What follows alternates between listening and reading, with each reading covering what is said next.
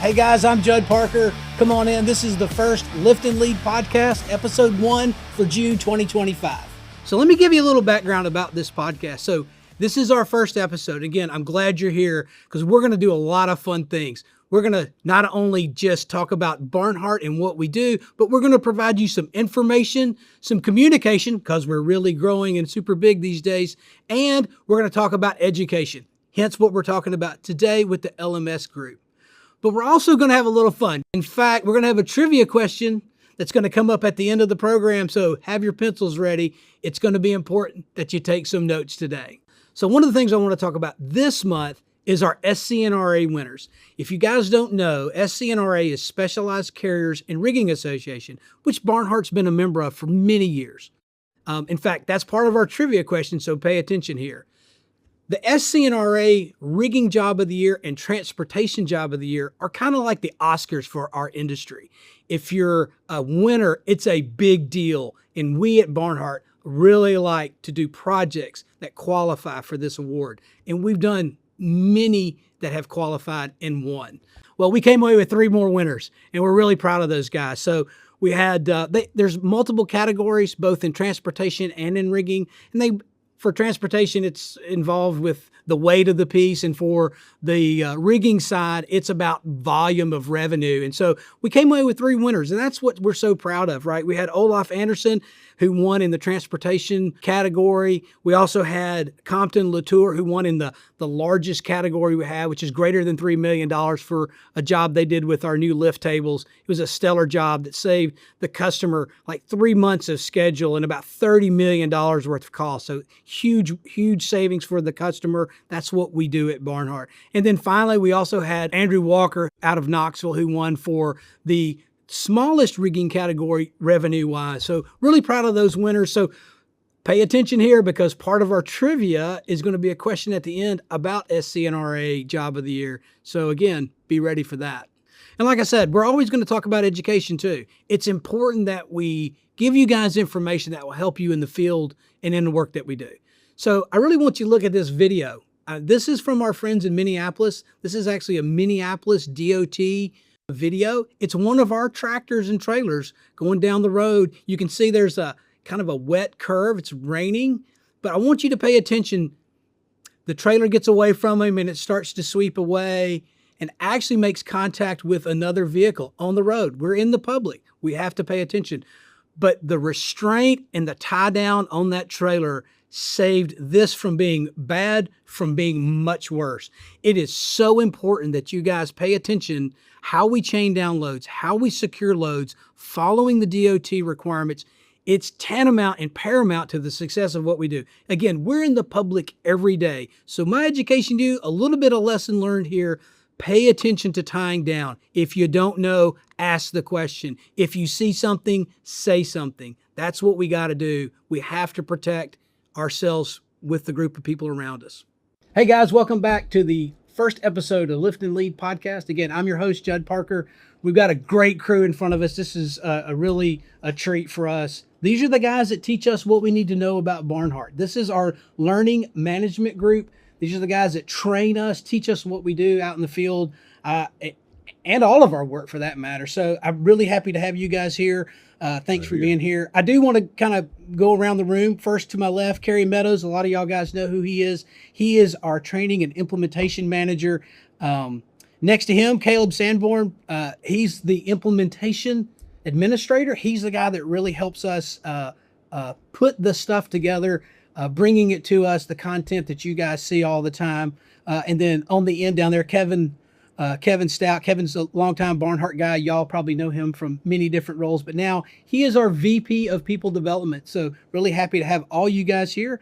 Glad to be here, Judd. Yeah, thank you. So as we get into this, one of the things that I wanted to do with this podcast was talk about the different elements of Barnhart. We're now 2,500 people, and a lot of us don't know who each other are. But you guys have a very important role with our company of teaching us what we need to know, how we learn, things that we do every day has to start from somewhere. And I know we've had some recent changes. So I kind of want to go around the room because I remember like when I first started almost 20 years ago here at Barnhart, like the way I was taught and trained was John Moore, my boss, had a 3-ring binder with information in it. It was kind of your boot camp, and you went to dispatch and got a job, and you went out and learned in the field. You got your hands dirty, ruined a bunch of clothes, which I remember. But things have changed a lot. So, Kerry, if you'll give us a little bit of background about kind of the evolution of where I was to where we are today. Yeah, things have come a long ways, Chad. Yeah, I bet. I bet they have. So I've been here 5 years myself, well, almost 5.5. And even in that time, we made a lot of strides forward. So we've gone from the notebook and getting your hands dirty out in the field, right, to a digital system and still getting your hands dirty in the field. Yeah. Good. So along about, I'd say 2014, the move was made to do create a formalized training program. So up to that point, we had informal, like you were talking about. And then at one point, the boot camp checklist spreadsheet was developed. And people were, like you said, you come on board, you were handed that, you checked off some items to do. There was a progress list there. And so that was pretty much it, as far as the training went. The qual card system had been in development all that time. And so training was mainly focused on getting those qualifications. Now we've diversified an awful lot into other areas, and we'll get more into that in a little bit. So we've gone from hands-on, in-person, back of the notebook training to a fully digitized system. In fact, we're on our second iteration of that system right now. And so we have both the training here in Memphis in the training center, but we also have a lot of training available online at any time, whether it's on your laptop or on your phone or your iPad. And so the learning management system, like you're talking about, I mentioned earlier, is designed to help guide people through this process. So we take you through onboarding to your role development, and then into professional and personal development as well. Let me ask you a question. So is that role development, is that something that is done through the computer, or is that through one person that we interact with, or do you deal with multiple people in the Barnhart network to develop your role? Or do you develop it just linearly through your boss? My answer to your question is yes. Of course. Of course. Yeah, I can't give you just a straight answer. Of course not. Right. No, because we're looking at multiple ways of doing development. And so the things that are handy you can carry with you, that's where the electronic version comes in. So we give you videos, we give you courses of study, we give you a progress chart, ways to track what's being done. That's what your learning management system is, which we now call My Barnhart. Which was my notebook in the day, right? Yes, exactly right. So we're going from My Notebook to there's My a parallelism there. Yeah, that's exactly right. Yeah. So we want people to understand it's their choice, it's their career, which we're helping them out. Right. Yeah. Well, and some of that, that's the people part, right? We always talk about secret sauce at Barnhart. What does secret sauce mean? And it's the connectivity that we get. And so it sounds like that we've got a system not only now on the computer that's a little bit more refined and developed, but we're also able to do it still with that connectivity with the people in the organization that you're supporting. So, exactly right. Yeah. Caleb, I want to talk a little bit about this with you. I know you've helped me on some other things that we've worked on in the past. And again, I'm so glad to see you without a ball cap. It's amazing. I didn't know you actually had eyebrows. So I do have hair. Yes. Yeah. So look, seriously, I always tease that you're the 800-pound brain behind a lot of things that you drive, which, again, thank you, because I'm certainly not that.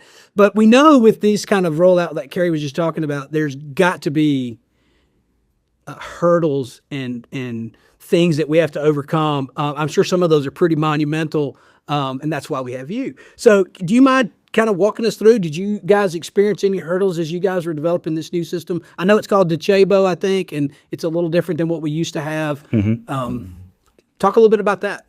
Yeah, so the system we used to have, it was through partner company ITI on a different platform. And at that time when we had it, it worked well for what we needed. It was our first move to going online with training to a learning management system. But as we started to try to develop and do more and ask more from the system, we found that there were some technical limitations that we had grown to the limits, the bounds of that system. Right, sure. And so that's when we decided to start searching for a new learning management system that would fit our needs and give us that room to grow. And we think we found that with Docebo. It's been a very good system, very flexible, but with that comes challenges too. Sure. Because it's more having like a wide open field that you can do a whole lot, but then you've got to develop a whole lot. Right. And so that's kind of where we're at now. So we launched just end of February, beginning of March with a new system. It's on the Docebo platform, but we call it My Barnhart. We see it not just as a place for your training, but for other resources too. And as we get further into people development, we see it more as an employee hub, right? A place for you to go for your personal, professional development. And some of the challenges though that we face, again, like I said, is just on the development side of the content. Right. So far, we've mostly focused on having your day one hire, getting somebody on board with Barnhart, and then the recurrent safety and compliance training. But really, we want to expand beyond that. We don't want to just do the minimum. We want to provide more to our employees. So that would be what I heard you say is with the My Barnhart, it's more user-friendly. This is the way we communicate all the time, right? Susan, who we have online, Susan is the implementation manager, came from our newly acquired NCSG, now Barnhart Canada. She's online with us here. We're going to talk to her in just a minute. But yeah, she was telling me a little bit about how social media plays an important part of how we learn nowadays. And so it sounds like My Barnhart is a little bit more user-friendly for the guys. So the guy in the field has the same, again, connectivity as the guy in the office, how to learn. Yep. Definitely, right? yeah. Easily accessible. Yep. Kevin, so yeah, you're now VP of People Development, which is a huge role. You're kind of oversee this team. Tell us a little bit about the makeup of this team. It's a big team, right? Yeah. It's not just one or two guys anymore. Yeah. I am proud of Carrie, Caleb, Kevin, Doug, the whole team, both Daniels that are behind the screens right now helping carry out this effort. And thankful for the work that has happened. The people development team as a whole that comprises training department, recruiting, talent acquisition. So Mallory, Bond, Hallie, Another NCSG, Barnhart another Canada. NCSG has additive converted there me for to us. an Oilers fan as well. Yeah, she's an Oilers fan, so, right? Yes, I'm actually watching hockey, and I never thought I'd ever say that, Judd. It's amazing the impact. Yes, it's amazing the impact. But so the recruiting talent acquisition team involved in that as well, and then also Jeff Swanson, Philip Holliday, Paul Metler, in their engagement and coming alongside in relationships with folks in the branches throughout the country, helping facilitate learning mechanisms that we have, facilitating groups for the personal and the leadership and the professional development aspect of things. And so thankful for the whole team and what we're doing. It's our role. It's kind of motivated in our purpose. Not kind of, it is expressly motivated in our purpose statement to help develop and encourage people to use their skills and their gifts. When we look back historically, I'll make a few comments about what was described earlier. When we look back historically about training, we don't want to throw the baby out with the bathwater. The OJT that a person goes through, the on-the-job training, the weeks and the months of being around, hearing, touching, the equipment that we have is absolutely essential. That was part of my journey as well, just the learning that happened there. I've got my own boot camp checklist that I think I'm 82% finished with still at this point in time. I'm 13 years in, 82%. Still going strong. Still going strong. But how we've learned, I don't think really has. There's mechanisms that have helped support that. That's what we're talking about within this. But we learn by first personal desire. Do we have a desire to want to be different tomorrow than we are today? And if that's not there, it ain't going to work.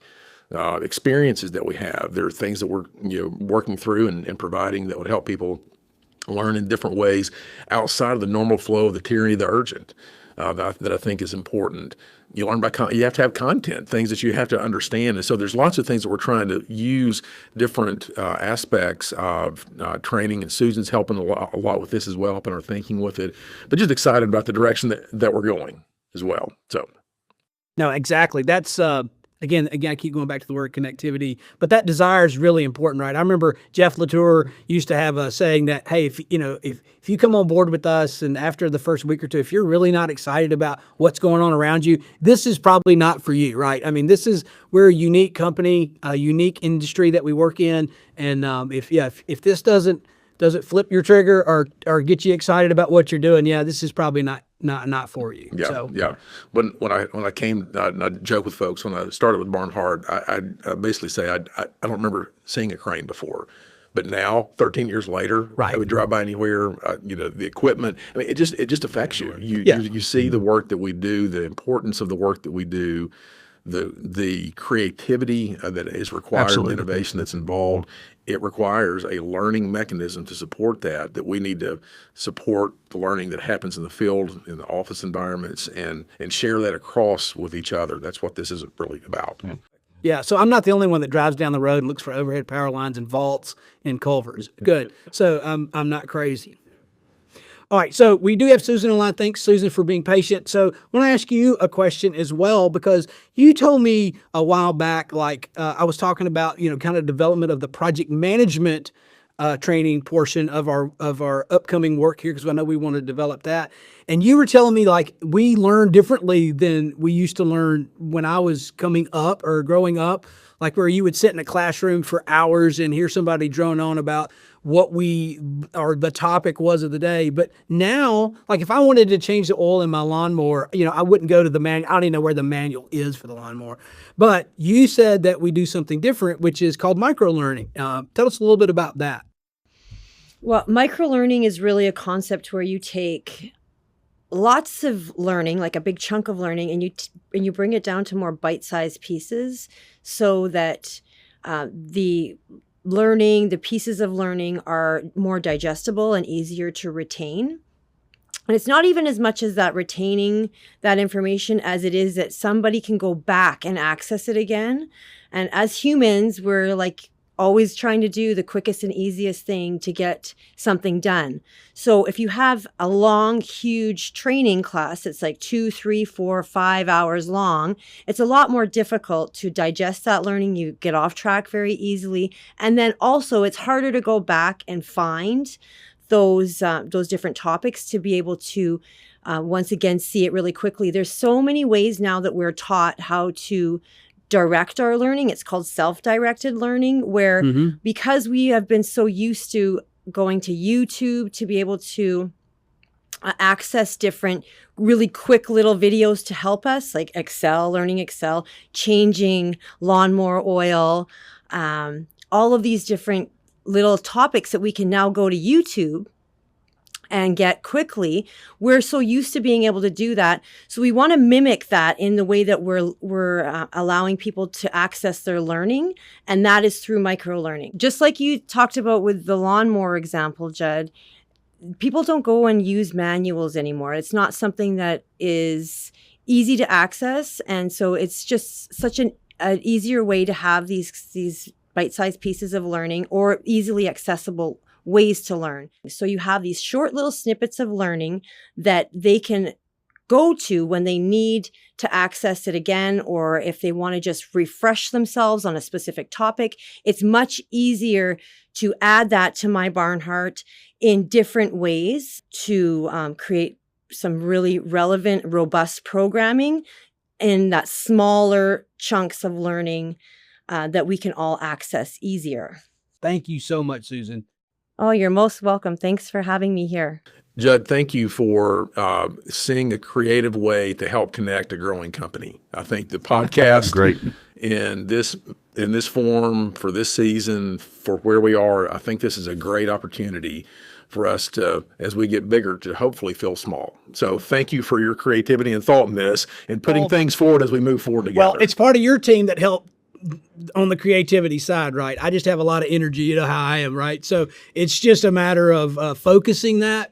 But yeah, I mean, one of the things that stimulated this whole idea was the comment that we're 2,500 people, 70 plus branches, now international. And so we don't know each other anymore. I've been here 20 years and I go down to the Memphis office where I started and I know a third of the people. So it's important that we do make this connection. So I appreciate you guys being on, right? This is first episode 1 for Lift and Lead. So again, I thank you guys for being on. It was It was a pleasure to have you. Again, we're learning as we go through life. And so, again, the way we're learning now, these guys are setting the trend for us into the future. And now with the Docebo, we're able to expand and grow, not hit that roadblock. So, yeah, these guys are the horsepower. Again, thank you so much. And again, this is the Lift and Lead podcast. All right, so I told you we were going to do some trivia. Okay, I hope you were paying attention because this one does involve SCNRA Job of the Year. So my question to you guys is, how many Jobs of the Year in all categories, collectively, how many has Barnhart won over the years? If you get it right and you send me an email on the email listed right here, you're going to get a prize. And I'm going to tell you what it is. It's a really cool Yeti cooler. So you guys let me know. First one with the right answer to that email, we'll send you a cooler. And a little bonus for you. If you can tell me the actual year and the project of the first rigging job of the year we won, I'm going to give you a little bit of a bonus prize. So this has been our first episode. Thanks for watching. If you have any suggestions about what you'd like to see or hear or guests we'd like to have invited to the show, just send me that email and we hope to include it in a future episode. Again, I'm Judd Parker. This is a Lift and Lead podcast. Glad you joined us.